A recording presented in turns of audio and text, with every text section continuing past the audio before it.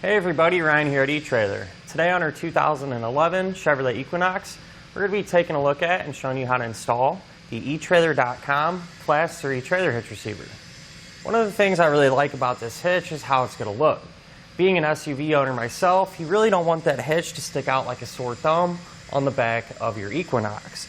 And that matte black finish is really going to help blend in and keep that hitch hidden and looking good. That matte black finish is going to be very durable and thick. That way you don't have to worry about it rusting out or getting all scratched up when you're driving over a gravel road, for example. So just to give you a quick comparison, a comparable hitch to the eTrailer hitch is actually the Draw-Tite. Those are going to be a little bit different. That Draw-Tite is going to have more of a gloss finish, and in my opinion just doesn't look quite as good, don't really blend in all that great. But the Draw-Tite is going to have a little bit higher of a tongue weight rating, but not by a whole lot, so really no big deal there. So the maximum gross tongue weight rating is going to be 350 pounds. So that's going to be the amount of weight pushing down on the hitch. So that's going to be more than enough for many different cargo carriers and work really good for those 1 to 4 bike racks. As far as the maximum gross trailer weight rating goes, it's going to be 3,500 pounds. So that's going to be the amount of weight that's pulling on the hitch. So that's the weight of your trailer plus anything you might have on it. Now this can be used with a weight distribution system, which is a separate component, but if you are using that, the weight capacities do increase a little bit. The maximum gross tongue weight rating goes up to 400 pounds, and the maximum gross trailer weight rating increases to 4,000 pounds. However, I do always like to recommend to check with your Equinox's owner's manual to make sure your SUV can pull out much weight. Since this is a Class 3 hitch, we're going to have that 2" by 2" receiver tube opening, the reinforced collar for extra strength. It's going to have the standard 5/8 size pinhole. Now keep in mind, a pin and clip does not come included, but if you need one, you can find it here at eTrailer. You're going to have plate style safety chain openings, which aren't huge, but they do sit far enough back past our pin to where we shouldn't have any interference at all, regardless of what size clip that we use. Now I'm going to give you a couple of measurements, and you're going to use these to help figure out which hitch mounted accessories to get. From the ground to the top inside edge of the receiver tube opening, it's going to be about 15 inches. And you're going to use that measurement to figure out if you need to get a ball mount with either a drop or a rise. From the center of the hitch pin hole to the edge of our rear bumper, that's about 5 inches.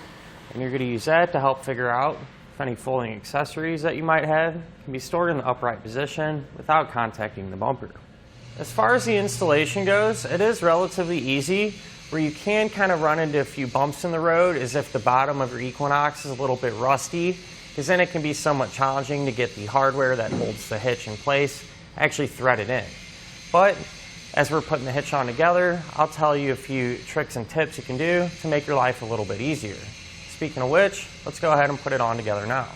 To begin our installation, we're going to be here at the back of our Equinox, and what we're going to need to do is remove this little center panel here. So to get this center panel out, you'll move behind the bumper, and on each end there's going to be a little plastic tab, so you can grab a pair of needle nose and kind of squeeze it together, work it down out of the hole.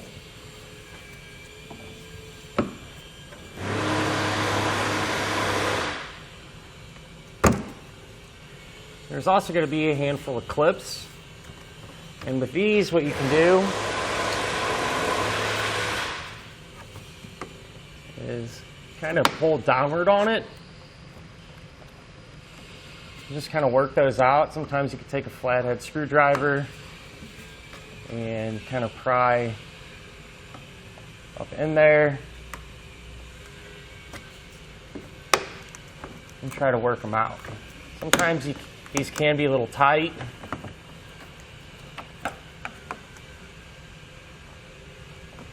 Just take your time and you'll be able to get those clips released. So now what you want to do is come to the outside of the frame rail. On each side it's going to be set up like this. We're going to have 2 factory weld nuts, and that's going to be our attachment points for the side. So you want to spray these down with some penetrating oil and take a tube brush and clean out all them threads. Then you can grab one of your hex bolts and get that threaded in. Now, the reason you want to do this, you want to do this with each attachment point. You want to make sure you can thread it in real easy and take it out. If you can't, what I've noticed, and especially many of our customers have mentioned, is that a lot of people think that the hardware is incorrect because that bolt's not wanting to get started in there. Well, the problem is, especially after a few years of driving your vehicle down the road, is that these will actually get rusty and prevent that bolt from easily being able to get threaded in. So if that's your case, what you need to do is keep cleaning it out really well. And if it's still fighting you, what you can do is go to the store and pick up a tap that matches the threads of the bolt and use that tap to clean those threads out, and then it'll be extremely easy to get all of your hardware in and out of the attachment points. And here in the center, just behind that panel that we removed, we're going to have two more threaded holes. Those are also going to be attachment points, so you're going to want to do the same thing, clean those threads out. And the hardware that we're going to use for all 6 of our attachment points is the hex bolt and a conical tooth washer. So what you're going to do when we put the hitch up in place, we're going to make sure that the teeth on the conical tooth washer are going to face up, and that's what's going to hold it into position. Now with an extra set of hands, we can raise our hitch into position and line it up with those holes. We take our hardware and get it threaded in. Now you want to make sure to get at least one bolt on each side hand tight. That way the hitch will support itself while we work on getting the rest of the hardware in. With these two attachment points here in the center, what I found is to just actually kind of put the bolt in a socket on an extension. So it is a little tight, and it's a little easier to get it started like that. Now with all of our hardware in place and hand tight, we can snug it all down.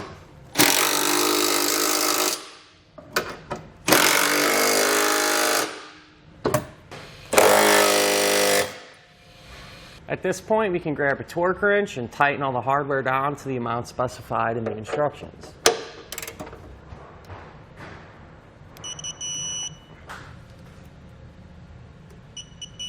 And that'll finish up our look at and our installation of the etrailer.com Class 3 trailer hitch receiver on our 2011 Chevrolet Equinox.